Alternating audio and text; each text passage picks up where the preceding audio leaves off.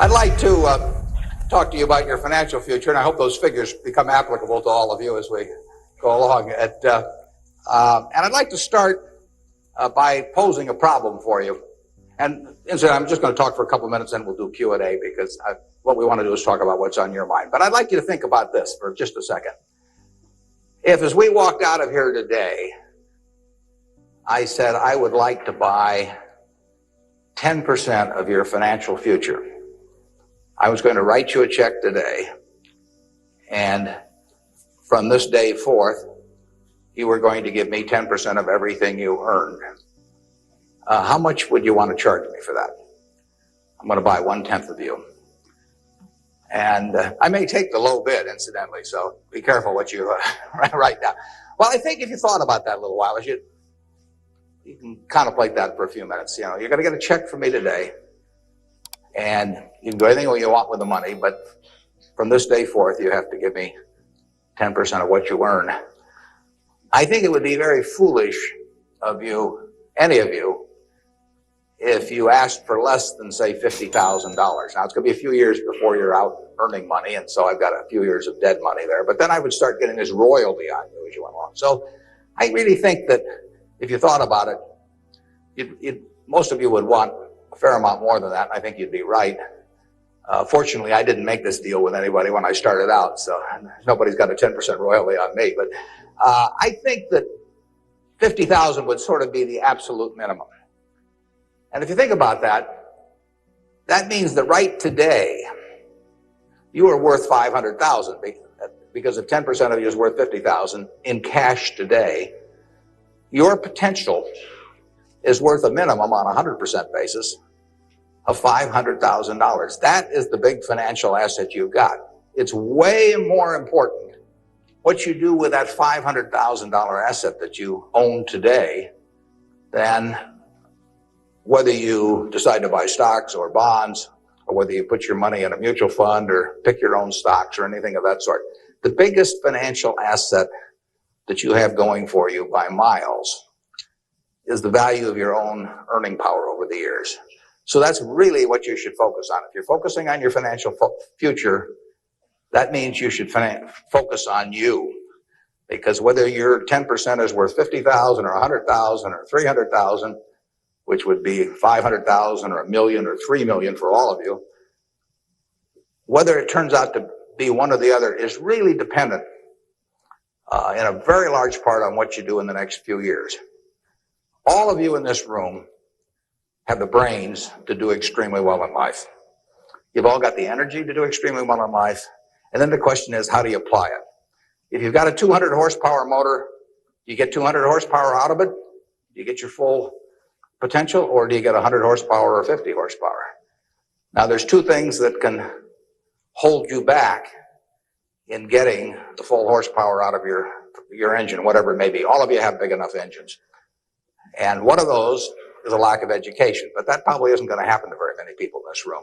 If you did have a lack of education, if you didn't have a chance to get a decent education in life, it wouldn't make any difference what that potential was, because you'd never unlock it.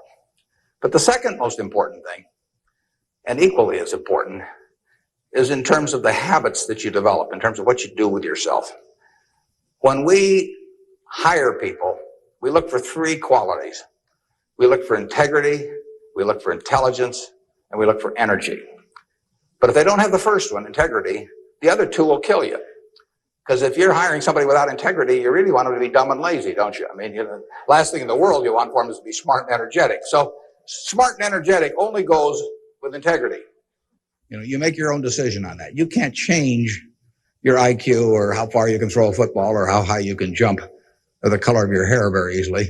But you can elect to have integrity that matches anybody else's. And if you match that with intelligence, which you have, and energy, which you have, you will get an extraordinary result, and you'd be very foolish to sell me 10% of yourself for 50,000. On the other hand, if you don't match it with that, your potential will, in a significant part, go unused. And I'll give you a little simple test to apply in terms of thinking about the kind of habits you want to develop, because you can have any habits you want to be. You can be lazy, you can be prompt, you can be late, you can be honest, you can cut corners. I mean, you have all these choices. And those are choices for you to make. Nobody else is going to make them for you. And I would suggest that you play this little game with me too. Think about the person you would most like to be in life. So maybe it's one of your contemporaries, maybe it's somebody a little older, but pick out the person you admire the most, the person that you'd change places with if you could. And then write down why you admire them. Just put it on a piece of paper. And then figure out the person that you would least like to change places with. Who really turns you off? Who do you find repulsive?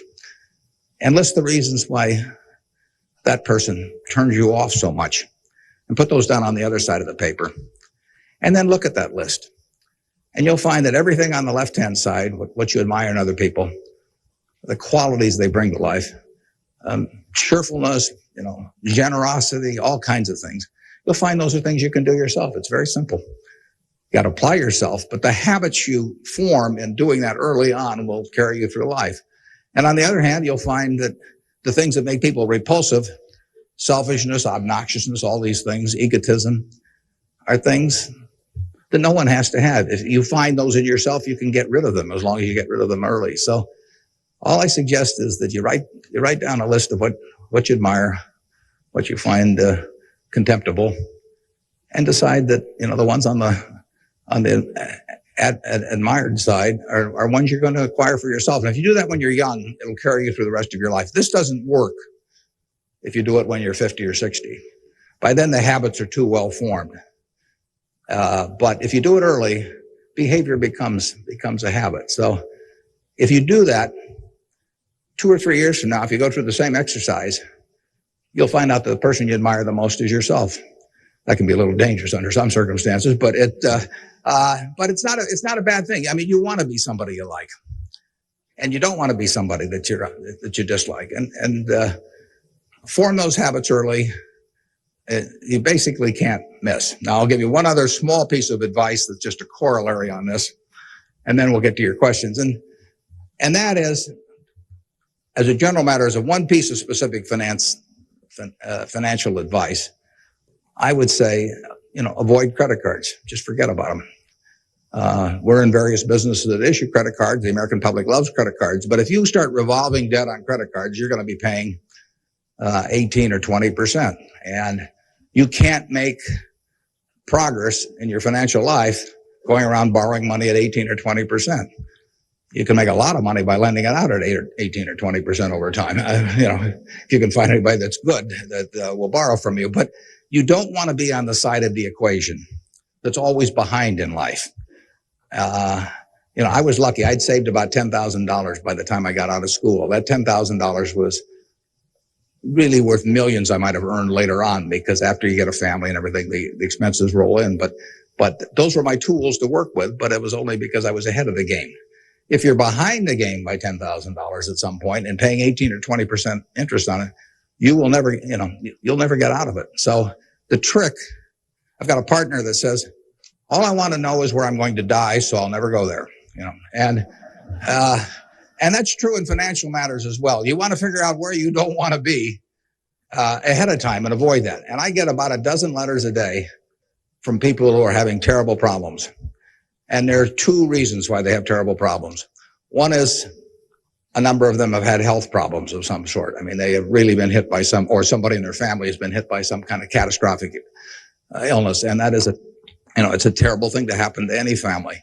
And they run up bills they can't pay. And really only society can solve that one, in terms of protecting people against that. That's just plain bad luck. But the other one is from people who run up credit card debt, and they're facing bankruptcy, or they've been through bankruptcy once before, and they owe a whole bunch of money, and they can't even pay the interest, let alone pay any principal. And half of my letters come from people like that, and that problem is avoidable. Catastrophic illness is not, but credit card debt is something you bring on yourself, and it's way better. It's way easier to stay out of trouble than to get out of trouble financially, and I will guarantee you, if you run up big credit card debt, you will be in trouble probably the rest of your life in terms of your financial situation. On the other hand, if you get ahead of the game, even it's on a very modest scale, so that money is coming in from investing, and people owe you money or equities owe you ownership, you'll be way ahead of the game compared to paying it, always paying your creditors every month. So my advice to you is, if you can't pay for it, don't buy it, and get yourself in a position where you can pay for anything. And then we'll be glad to see you at Borsheim's or the Nebraska Furniture Market. Now let's have some questions. Do we have a mic out there that people can either go to or that travels around, or anything that's on your mind? Ask about. Don't be bashful. Yeah, how would you advise people who aren't necessarily going into a career field in which you would make a large base salary, such as like medicine or something like that, maybe performing arts or music? How would you advise us to keep up financially with the rest of the world? Well, it is true that a market system does not pay as well in some activities as might seem appropriate for the importance of those activities to society. Just take teaching, for example. I mean, teaching does not pay well. And what could be more important? I mean, you've got to be as interested in who the teachers of your children are as who your accountant is, or, whatever, or who's winning the heavyweight title of the world, or that sort of thing. But it doesn't pay well. And it's a fundamental choice, whether you're going to go into something. For many people, it'd be a fundamental choice whether you're going to go into something you love or something to try and make a lot of money. I think that generally it pays to go with what you love. I think that it's very hard to find people when they get to be my age who say that they've loved what they've done all their life and feel it was very worthwhile, but they're terribly sad they made that choice because they didn't make a lot of money. I don't think anybody's ever said that to me, that they wish they'd gone into something else where they were uncomfortable doing it or didn't enjoy it, didn't feel very productive, but made a lot of money. So I don't think you'll find that. So I would go to work in whatever turns you on. It may turn out that it'll be more profitable than you can think, but almost everybody here will make enough money, unless they get some terrible habits along the way, to do reasonably well. And doing reasonably well in this country really is pretty darn good. I mean, it's not necessary to have huge amounts of money in order to enjoy yourself. I enjoyed myself when I had my $10,000, and I live in the same house that I lived in when I had about that. I bought it 41 years ago. I liked the house then. I like the house now. I mean, if you think about it, if you have a reasonable job, you'll be eating at McDonald's and I'll be eating at McDonald's. So we're to push on food. I mean, in fact, I hope it's Dairy Queen actually. And and if you come to Dairy Queen, you'll see me, and you can order anything on the menu I can order, and we both can afford it. You'll wear the same clothes I wear. I'll pay more for my suits, but as soon as I put them on, they look cheap on me. So we'll look about the same. And, we'll both live in the same kind of houses. I live in that house from 41 years ago, and it's warm in winter and it's cool in summer and it's comfortable. And you'll live in a house that's similar. And what difference does it make if you have 50 more rooms or, guest houses or all that?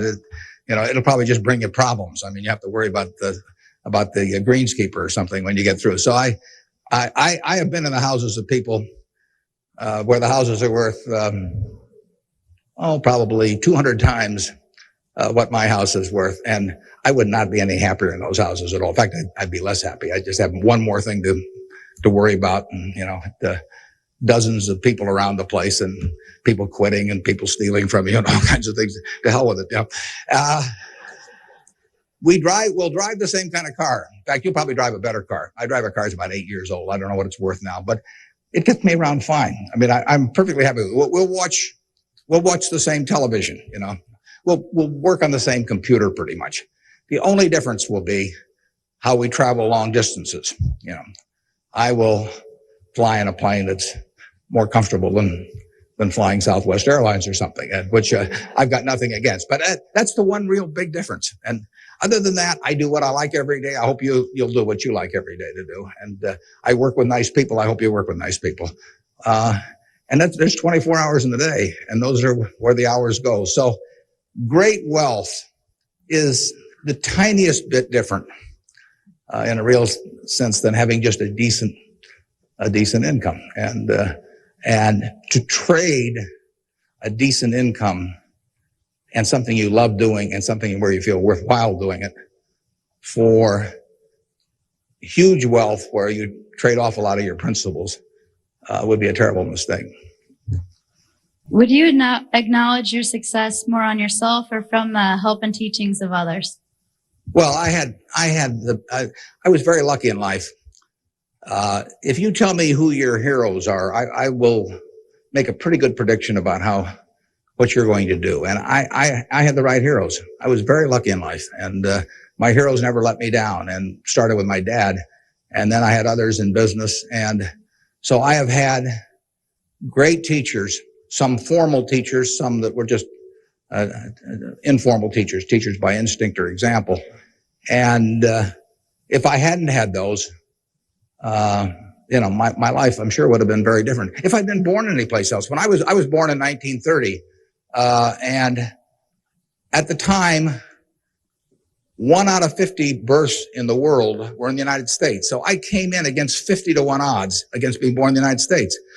I would have been a disaster, if I'd been born in Afghanistan or Peru or someplace. I mean, I was extraordinary. I won the lottery the day I was born, by being born in this country. So have you. The odds were probably 40 to 1 against you being born in this country. And it were 5 times more likely to have been born in China, or 6 times, or 4 or 5 times more likely to have been born in India or some other place where it would not have been as easy to exploit the full potential of your talent. So we've all won the lottery in that respect. And that's just plain luck. And I was lucky to be born at this time. Capital allocation is something that pays off extremely well in this society now, but it doesn't pay off in other societies, and it didn't pay off, many years ago. My friend Bill Gates says that if I been born a few thousand years ago, I'd have been some animal's lunch. I can't run very fast, and I can't climb trees, and I just happen. Those are talents. Nobody asked me to climb trees now, but there was a time when it might have been important. And incidentally, Bill would have been some animal's breakfast. He can't run so fast either. But in any event, we are lucky. Just imagine being born a couple hundred years ago with exactly the same talents and how far they would have taken you then. The average person today lives so much better than the richest person lived 100 or 150 years ago. So I'm lucky in that respect. I'm lucky to be born of terrific parents.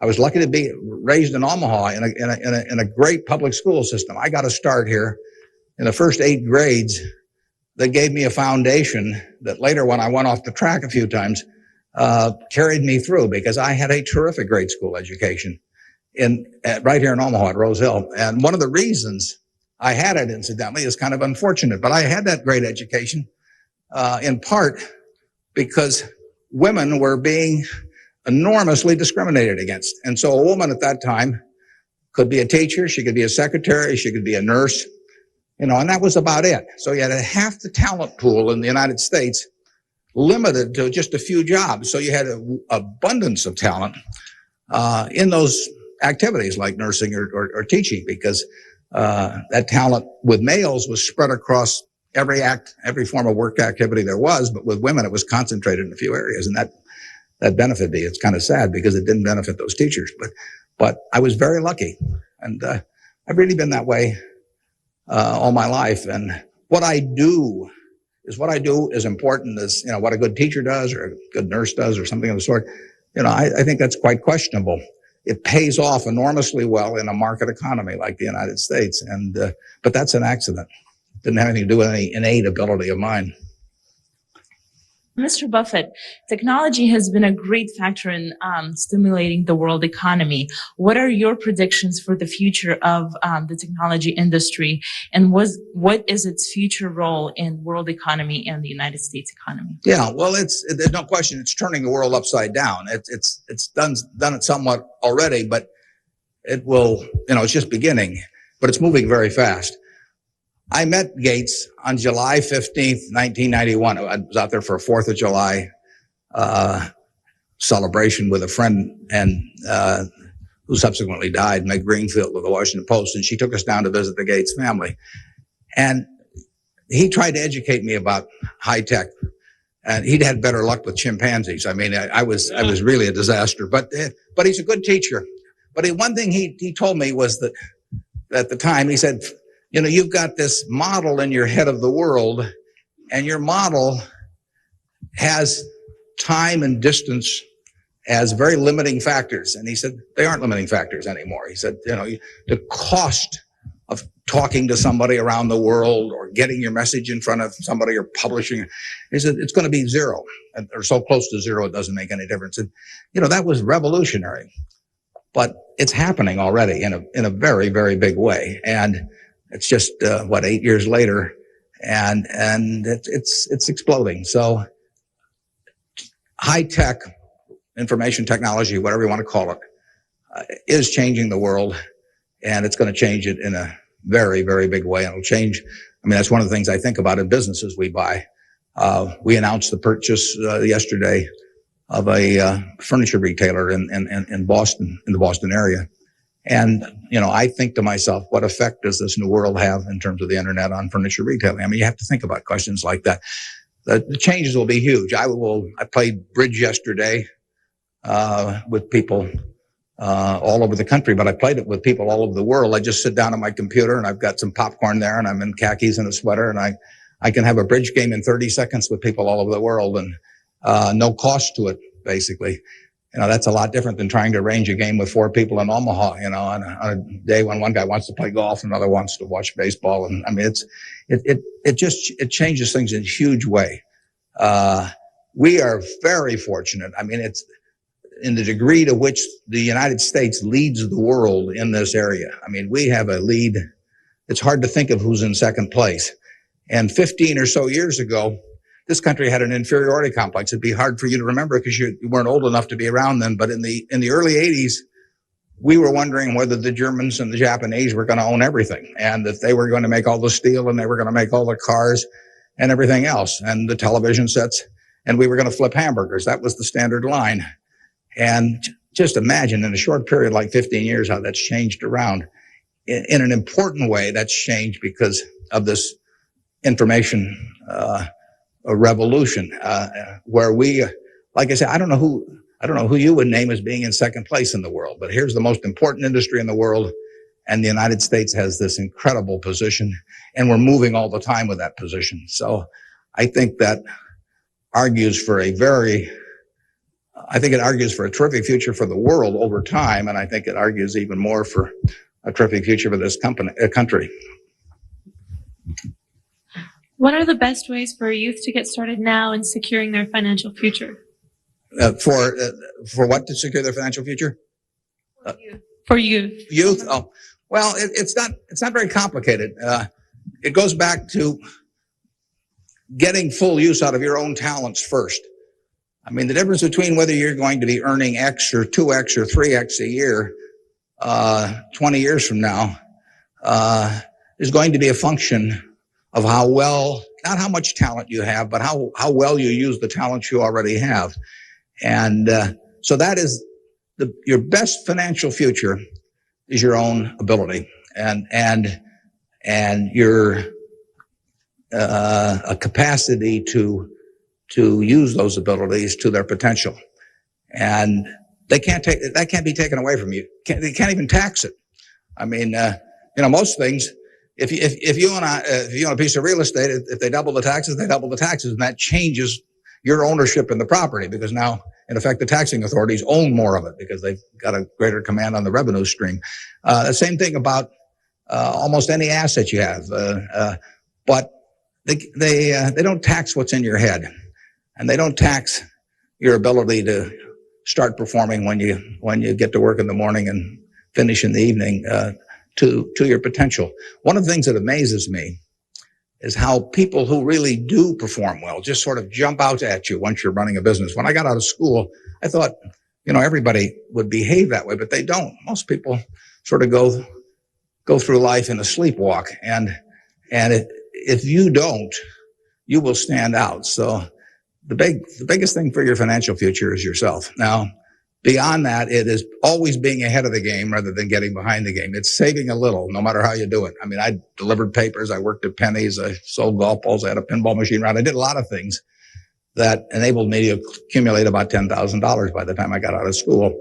10,000 doesn't go as far now as it did then, but having anything so that you're ahead of the game and not getting behind the game is enormously important. I mean, just, if you're going to run a 100-yard dash against a bunch of people in life, if you can figure it out so that when the gun goes off, you're 10 or 15 yards ahead instead of 10 or 15 yards behind, it's going to make an enormous difference in how that race comes out. So, having some net resources doesn't make much difference whether they're in stocks or bonds, in my view, but, and not having debt when that gun goes off when you get out of school, is a huge plus over being behind the game. And,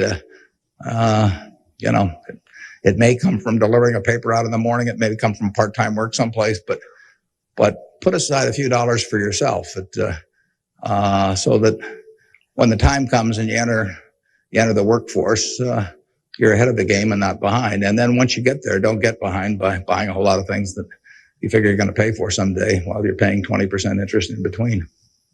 I was wondering, with the increasing costs of education today, what can students do to deal with their debts once they're out of college? Well, that's a tough one. I mean, I guess I'd pay it off as fast as I could, and I would incur as little debt as possible before that time came. And I would say this, in my experience in business, there is very little difference, if any, between a very high-priced business education and what's available for a lot less money. So I went to the University of Nebraska at Lincoln my last year in college. I went to Wharton for a couple of years before that. I learned just as much at the University of Nebraska as I did at Wharton. And there's nothing against Wharton. I mean, it's just we had a very good school here. I had some terrific professors at Lincoln. And so I would not assume that if I was paying a few $1,000s for an education here in the state, for example, versus paying huge amounts elsewhere, that it was going to make a lot of difference. A lot of the education, you need to be prodded in the right direction, but an awful lot of it is self-taught. I mean, Andrew Carnegie did a wonderful thing in this country in terms of libraries, and I used to spend a lot of time at libraries. I even got locked in at the University of Omaha, what was then the University of Omaha, and I couldn't get out for hours. And one night I got so entranced with what I was reading, but there's all kinds of information available now with the internet. It's so much, easier than it was then. So, it's out there to be taken, and it isn't necessary to pay $30,000 or $35,000 a year to go to some big name school to get the education at all. I mean, if you're going to learn accounting, which is probably the most important course you'd take in business, if you're going to learn accounting, you can learn accounting absolutely as well, in my view, going to UNO as going to Harvard. I mean, I see, I'd bet on that. And I wouldn't run up huge bills in terms of getting a business education. Now, if you're going to get a medical education, I mean, there's certain professions where there may not be any way around spending a fair amount of money and getting in debt to some degree. You've got to make that decision yourself, but I'd certainly try to minimize it. And I would have it figured out how I would handle that debt in, say, a 5-year period after I got out of school, or I would think twice about incurring it. What advice would you have for a forming nonprofit organization? For forming a nonprofit organization? Well, I've always tried to avoid forming nonprofit organizations. Well, that would depend entirely on what I wanted to accomplish. I mean, it'd be one thing if it was a hospital. It could be another thing. There's so many types of it. So you've got to get people that are experienced and involved in an entity like that. And but it depends so much on the objective you're working at. I understand that you're very civically involved, and I was wondering how important of a quality you think that is for an individual in life and why. Yeah, well, I wouldn't say that I am that. I mean, I do certain civic things. I think your model as a citizen, for example, in Omaha would be Walter Scott. I mean, he is far more civically involved than I am, and Incidentally, his predecessor, Peter Kiewit, was too, but Walters carried it to new heights. So I don't want to take on any mantle for that myself. I do some things. One of the problems I have is I love what I do so much that it sort of takes over. I mean, I'm like a guy that likes to play a lot of golf or something, except I like the business I'm in. But I've got a family that participates very actively. Some of my children work on almost anything that comes along in the civic area. And, you know, in the end, people do what they want to do to quite a degree. And I think I've never talked to anybody that enjoyed working in civic activities that didn't feel where it was very worthwhile after they've done it. I mean, they've built something, and participating in building something is always a lot of fun. And actually, you can have a good time. We have this golf tournament, for example, in September, and we raise some money for civic things, but everybody has a good time. So nobody's paying any price by doing it. I'm having a good time. The people who come are having a good time. And we get to show them off to people. But you should be enjoying things as you go along. And you will if you work in civic activities that interest you. And you can do the same thing in politics. I mean, if you find political ideas or politicians who particularly you identify with, you can get a lot of self-satisfaction out of working, and you're doing something worthwhile. So I just follow your instincts on that. That'd be my recommendation. I have a question. What do you see as the biggest economic problem facing the youth of today going into the future? Yeah, I don't think that you're going to have enormous economic problems. I think you will live in a society where the average person lives better by a significant margin than the average one of a generation earlier or two generations earlier. That's been the history of this country. It's a marvelous country that way. I mean, when you think of it, we have 4.5% of the world's population, you know, and what's been accomplished here is incredible. 53% of the value of corporations that are publicly traded in the world exists in the United States with 4.5% of the population. This country always has done well. They say in stocks that you should buy stock in a business that's so good that even an idiot can run it, because sooner or later one will. And that's not terrible advice. Well, that seems to have been sort of the history of this country from time to time. I mean, we've had all these problems that have come along. If you look back on the last 100 years and list all the problems this country's run into, you know, you can make a very long list. And a lot of people who focused on those problems at the time have missed the bigger picture. And the bigger picture is that every generation lives better than the one before it. And that's because of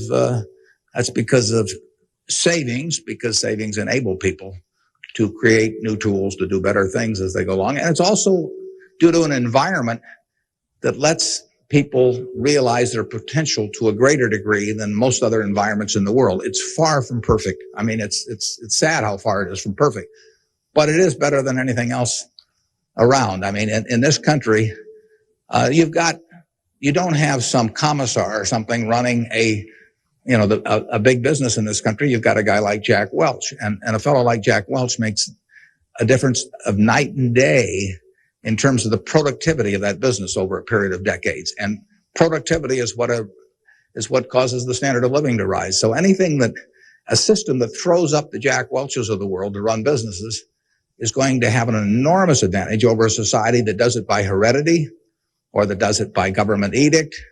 And we're closer to that society that I've described than any other country. And it's led to great things, and it will continue to lead to great things. So I think you've got the best future.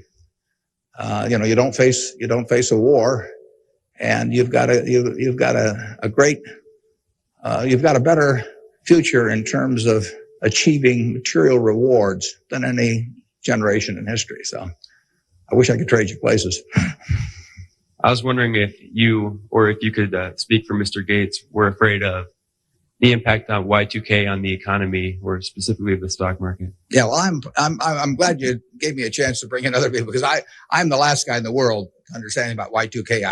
I don't know why this microphone's working. I don't know, why lights go on. Or I flip on the switch of my television set and pray. I mean, it's all beyond me. But I would say this: the smartest people I know in that area in large part, think it's going to be a non-event in this country. I can't speak for the rest of the world, but so I think you'll wake up on January 1st and find the world hasn't changed from December 31st.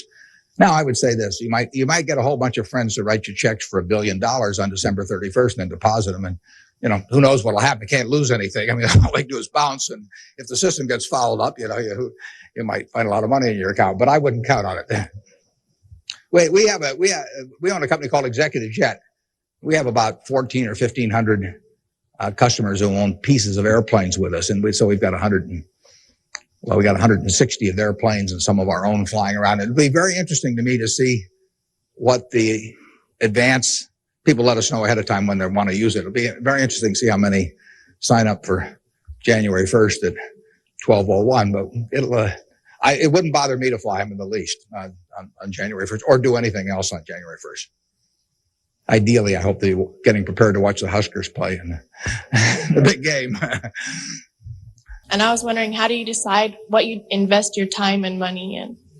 Yeah, well, I like to find businesses that have good economics. Now, what are good economics? Well, good economics are a business that has some kind of a moat around it that makes its product or its service or its location or something a little more desirable to the customer than any other sort of comparable product.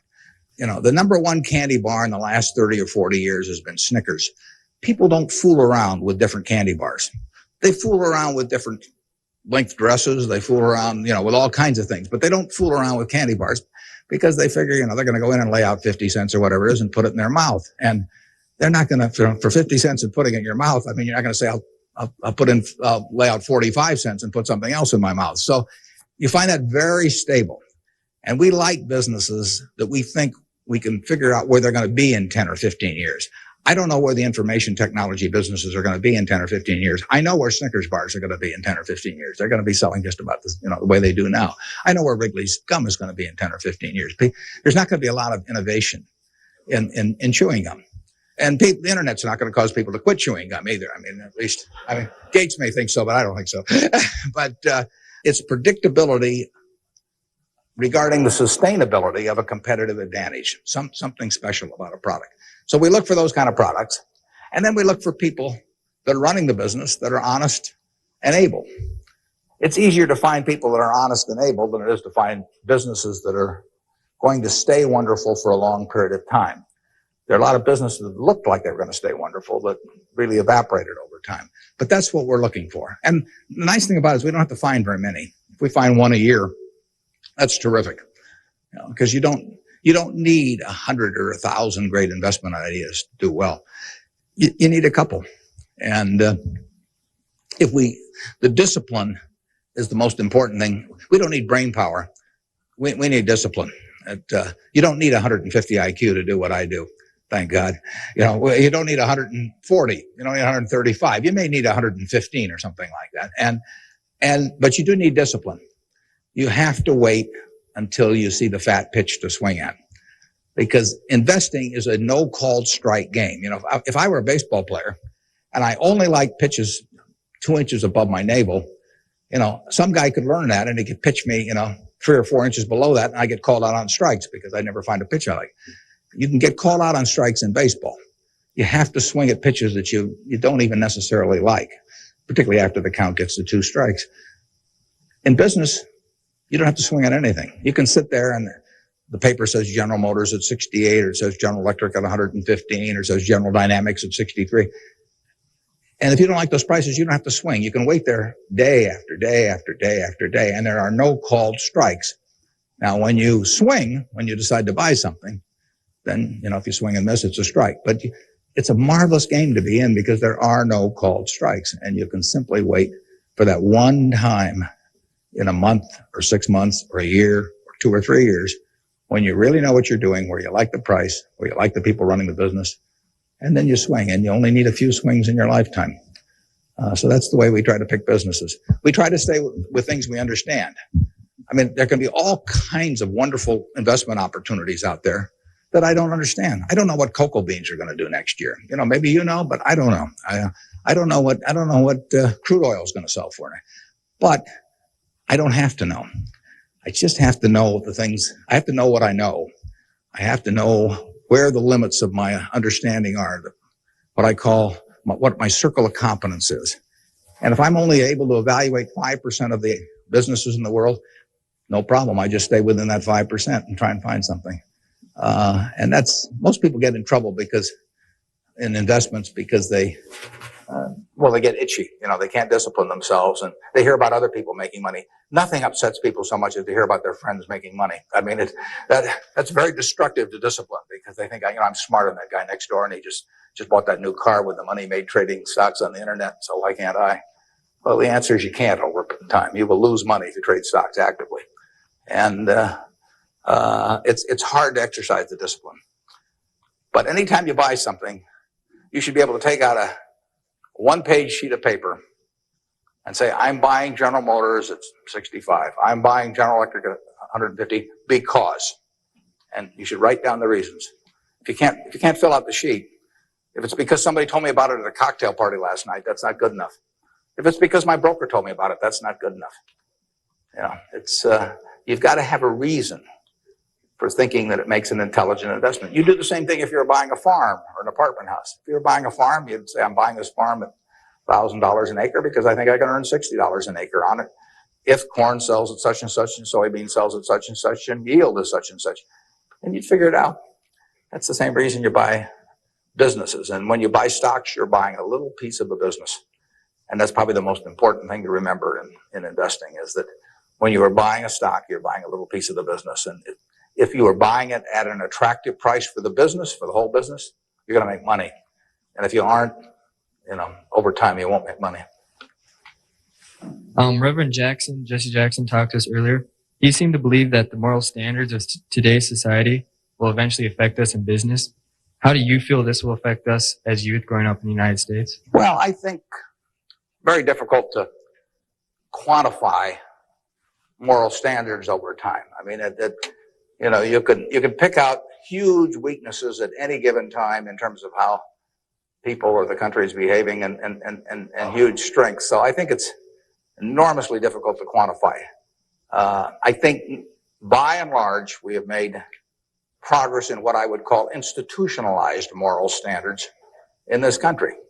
I mean, in terms of slavery, in terms of the women couldn't vote, a century ago. Half the country were second-class citizens in that respect, and they had much lesser rights in terms of inheritance and all kinds of things. The income tax didn't exist 100 years ago. So the idea of taxing people according to how much they benefited from society and their income didn't exist. So I think in terms of institutionalized moral standards, the country has made really quite significant progress in the last 100 years. I think, there's an enormous distance to go. I think we're going in the right direction, maybe by fits and starts, but I think we're going in the right direction, and I think that it will be a significant plus to everybody in this room if they live in a more moral society 40 years from now than a less moral. But I think the odds are that they will. I think the country moves in that direction. Very difficult to do it. All kinds of interests that work against it. But in the end, I think the American people want it. And you saw it in civil rights. I mean, it took television to dramatize what was going on, and people that weren't near it preferred not to think about it. But it got through to the conscience of the American people. And a lot of progress has been made there, and there's a lot left to be made, but it's better than it was. And the pace may seem very slow to those people involved, and I can understand that. The pace, for women's suffrage, I mean, that went for decades and decades and decades. Women couldn't be on a jury. I was reading the trial of Clarence Darrow, which took place in California in about 10 or 11. There were no women on the jury. The woman wasn't allowed to be on a jury. They weren't citizens in that sense. So it's the moral behavior of the country has, in my view, improved, but and it'll continue to improve, and I hope you all in this room do your part to help it improve. wondering how, since the stock market's so high right now, if it'd be smart for us to get involved now or to wait till it goes down a little, or what? Yeah, I can't tell you whether or not to buy stocks now generally. I think it's important that you save money, and whether you put it in the stock market or not, I don't think is terribly important. I think if you're interested in stocks, you should buy it, and you've got a little capital, you should buy a few. I mean, I don't think there's any way of learning about them better than experiencing it. Doing it on paper isn't the same. I can guarantee you, if you lose money on paper or lose real money, it's a different experience. And I think you'll learn more about yourself if you do it that way. I bought my first stock when I was 11. I was at Rose Hill at the time, and I bought 3 shares of City Service Preferred at 38, and it went down to 27, which is something I still remember, even though I was 11 at the time. And then it went up to 40, and I sold it. I made $5 on my 3 shares after commissions, and then it went to 200 and something. So, I probably remember that a little better than if I'd been doing it on paper. And I fooled around doing a lot of things between about age 11 and 19 in the stock market. I did charts. I did all kinds of technical analysis. I read every book I could get on the subject. And I didn't do that well. I didn't do terrible, but I was really just floundering around. But that meant by the age of 19, when I read Ben Graham's book, I was at the University of Nebraska in Lincoln, I went and bought this book called The Intelligent Investor, just come out, and it had an enormous impact on me.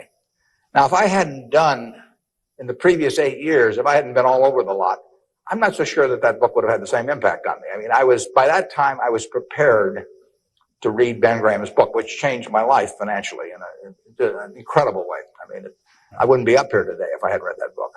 But yeah, part of life is getting prepared so that when something does happen that's significant, you can grasp the significance of it and know what to do with it. And I would say that first 8 years of fooling around, even though it produced nothing financially to speak of, produced a lot in terms of getting my mind prepared for when I really did read something that made sense. So I was ready to accept it.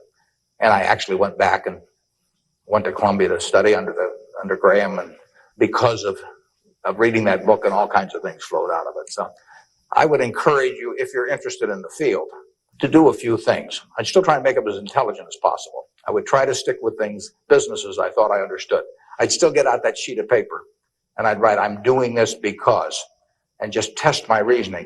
And then I go back and read it a year later and see whether what you thought would be true turned out to be true. So I would always check myself. I believe in grading myself on everything. Doctors have postmortems, and they do it because they learn from postmortems.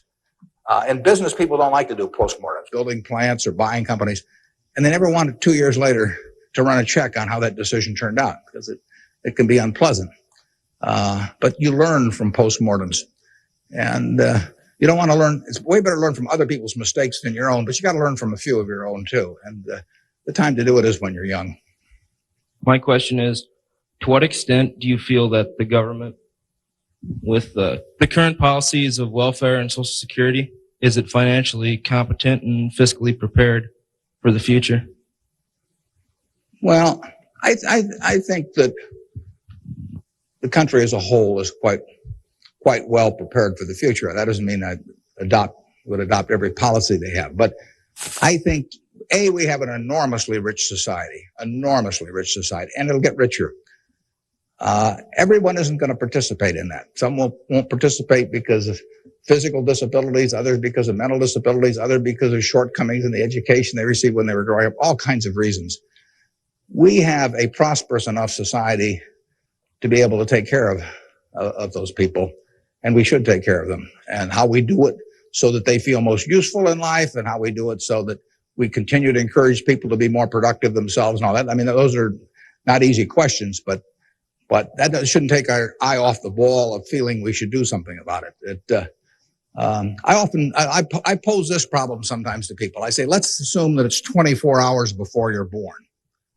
And all of you can take this test, 24 hours before you're born. And a genie comes to you. And the genie says, what was your name again out there? Whatever. We'll call you Joe. And the genie says, Joe, you look pretty promising to me. I think you've got kind of a sense of fair play, and and a good mind. And so I'm going to let you have an extraordinary opportunity. I'm going to let you design the world into which you're going to be born in 24 hours. It's yours. You pick out the political rules. You pick out the economic rules. You pick out the social rules. You design the world. And when you're born in 24 hours, you're going to be born into that world. And that's the world that's going to exist for your lifetime, for your children's lifetime, for your grandchildren's lifetime. And you, having heard of some of these genie jokes in the past, would say, what's the catch? The genie says, well, it's a very slight catch. I said, when you're born in 24 hours, you're going to emerge in this world you designed. But what you don't know is whether you're going to be born black or white, male or female, rich or poor, bright or retarded, able-bodied or infirm, in the United States or Afghanistan. All you know is that you're going to reach into this barrel, which now has 6 billion balls, as we know, representing one person, every person in the world. And you're going to participate in what I call the ovarian lottery. You're going to take one ball out of that barrel, and you're never going to get another ball. That's you. You're going to get one ball, and now you're going to emerge. Now, what kind of rules do you want to have for that society, not knowing which ball you're going to get? Now, that I put to you is the way I think people should think about social policy. And if you're lucky enough to be born in this country, you've won the lottery already. But we should have a system, in my view, that encourages the Jack Welches and the Bill Gateses and all of that to work far beyond the time when it has any economic significance to them. We want people commanding those resources who are extremely able at commanding them. That's how the standard of living moves forward. So we should want Tom Osborne coaching in Nebraska. We should want Bill Gates designing software, and we don't want to mix up those two. We don't want to get Bill coaching in Nebraska. So you want a system that gets people to their potential and puts them in the position where they can do the most good for society. But you also want a system for the people who get the wrong ball. I mean, somebody's going to get the ball, that says 80 IQ. Somebody's going to get the ball that says this disease or that disease early in life that cripples them. And we've got a rich enough society that we can take care of those people. And I think that, to get back to your question, I think that this society will move more and more in that direction. It has the capability of moving more and more in that direction as our resources and our output increases. And I think that it has the will to do that in a general way, although, like I say, there have always been lots of fits and starts. So there is no shortage in the United States of resources. There's no shortage of output. You have to have a system that encourages people to behave to the limit of their abilities and puts them in the right place. But then you have to make sure that everybody gets taken care of, too. And I wanted to know, how do you think the media affects the world economically today? Well, it's a small question. Well, what it obviously does, simply because it's moved so far technologically, is it's brought it together in a big way. I mean, I was over in China a few years ago, and I was right after the time of the women's conference in Beijing, and I was reading the Chinese coverage of that conference, and of course it had nothing to do with what was taking place, but the internet was coming in, and you can access the Washington Post or the New York Times or anything. I get the Washington Post at 9:30 here at night. In effect, I never could get it the next day through physical delivery, but by electronic delivery, I can read it. Probably earlier than most of the people in Washington are reading it. So the ability to communicate and the degree to which the world can have awareness of what's going on every place in the world is just, it's been a quantum leap. And, that will have, there are a lot of things that come out of that. And, net, they're a plus over time. But the ability of information to be available to everyone worldwide almost instantaneously, it can be huge advances in things like medicine, for example, just to pick one. So it's a net plus. It has a big effect, and the definition of media has now been expanded enormously. I mean, there were 3 television networks in in the early 1960s, and that was it. There were 3 highways information traveled electronically. And if the 3 pieces of information were I Love Lucy, and something else, those were the 3 choices of information or entertainment that you had for tens and tens of millions of people sitting there looking at a tube. Now it's unlimited, and that's only, 3 or so decades. So it's just exploded, and it'll continue to explode. And net, I think it's a plus. And I think it's 1:00. I want to thank you all. I wish you well. You're going to do terrific. Thanks.